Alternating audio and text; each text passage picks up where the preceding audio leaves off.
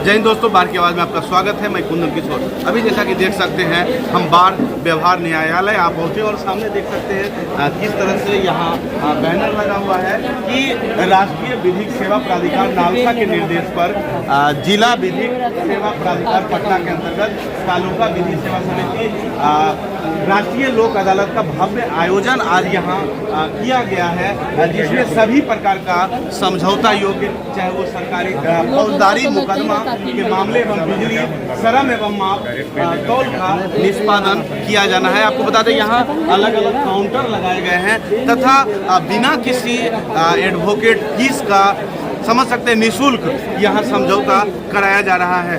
विशेष इसके बारे में इसके जो यहाँ सेक्रेटरी हैं मिथिलेश कुमार, उनसे हमने बात करने का प्रयास किया। सुनिए।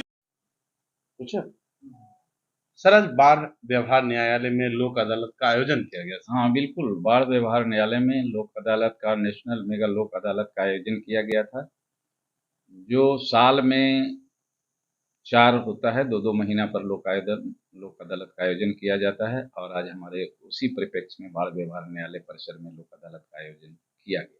ऐसा देखा गया सर कि वहाँ कई अलग अलग काउंटर लगे हुए थे सर। हाँ, अलग अलग काउंटर इसलिए लगे हुए थे कि विभिन्न वादों का निष्पादन, जैसे क्रिमिनल केस, इलेक्ट्रिसिटी केस और बेड्स मेजरमेंट केस, ये सब था, तो उसके लिए अलग अलग काउंटर हैं। और उसी तरह बैंक, जैसे पंजाब नेशनल बैंक, भारतीय state bank, Canara bank, bank of union, तो इसीलिए सबको सुविधा के लिए अलग अलग काउंटर लगा दिया गया था, ताकि लोगों को न्याय पाने में, वहाँ जाने में सुविधा हो।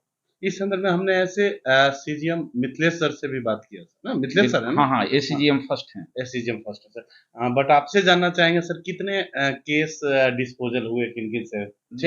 देखिए, criminal plus electricity plus weights measurement, ये तीनों मिला के 240 केस का डिस्पोजल किया गया है जी।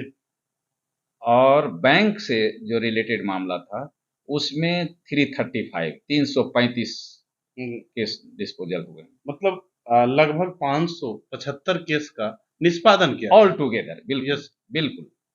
कहीं ना कहीं ये 575 लोग जो हैं, हाँ। कहीं ना कहीं तारीख पर तारीख परेशान हो रहे थे, तो इनसे इन्हें मुक्ति मिली ना सर? हाँ, इनसे इनको निजात मिला और खुशी खुशी ये जजमेंट पाके और अपने घर लौटे खुशी पूर्वक, यही है।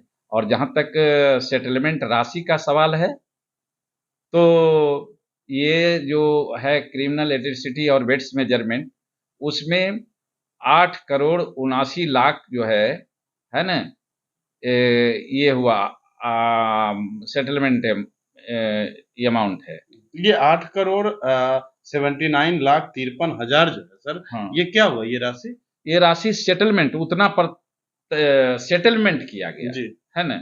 और उसके बाद जो है इतने 335 वादों का ये हुआ बैंक में, और criminal electricity beds measurement 240 case. क्या सर आगे अब कब कार्यक्रम ये ऐसा आगे इस वर्ष का ये अंतिम था जी सर। साल में 2-2 महीना 3-3 महीना पर होता है जी। तो इस वर्ष का अंतिम था। फिर जो है वो जनवरी वगैरह में लिस्ट आएगा भारत सरकार से, है ना, और उसके अनुसार निर्धारित 1 साल का एक बार आ जाता है एक अथी का। तो क्या सर ये ऑल ओवर इंडिया में आयोजित? हाँ, ऑल ओवर इंडिया में आयोजित होता है। ये सुप्रीम कोर्ट के दिशा, माननीय उच्चतम न्यायालय के दिशा निर्देश के आलोक में आयोजित होती है। और इसका जो परिकल्पना भारत के उच्चतम न्यायालय के, माननीय उच्चतम न्यायालय के मुख्य न्यायाधीश के पद को सुशोभित किए डॉक्टर प्रफुल्ल चंद्र नटवर लाल भगवती साहब, उन्हीं की परिकल्पना का ये जो है फलाफल है। पीएन भगवती भी कहा जाता है। हाँ, जिनको पीएन भगवती साहब किया जाता है, भारत के मुख्य न्यायाधीश के पद को सुशोभित किए हैं, जो आज सेवानिवृत्त होके सेवानिवृत्ति का लाभ ले रहे हैं। और इससे जो बोझ है इस पर, आज बर्डन जो है न्यायालय पर उसको सरलतम बनाने का एक अच्छा तरीका है। आज के डेट में 14 जुलाई 2023 के डेट में संपूर्ण भारत के न्यायालय, उच्च और अधीनस्थ न्यायालय के अंदर लगभग 5 करोड़ से ऊपर न्यायालय मामला लंबित है। यस। तो ये एक सरल तरीका है। और पहले भी पुराने ज़माने में और आज भी पहले पंचनामा बनाया जाता था, उसकी मान्यता दी जाती थी।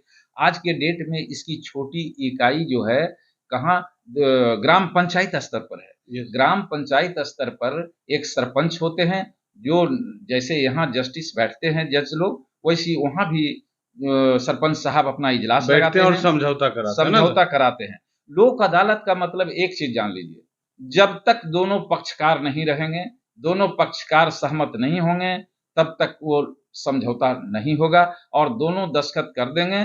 और इसमें सबसे बड़ी बात है, कोई वकील रखने की ज़रूरत नहीं है। जी, बिल्कुल। दोनों सज्जन आएँगे, पक्ष और विपक्ष दोनों लेकिन वो कंपाउंडेबल नेचर का होना चाहिए केस, और जो समझौता योग्य है। यदि समझौता हो जाता है तो उससे बेहतर कुछ नहीं। और इसमें लिया गया शुल्क अगर कुछ लिया भी जाता है, तो शुल्क भी वापस हो जाता है। समझे?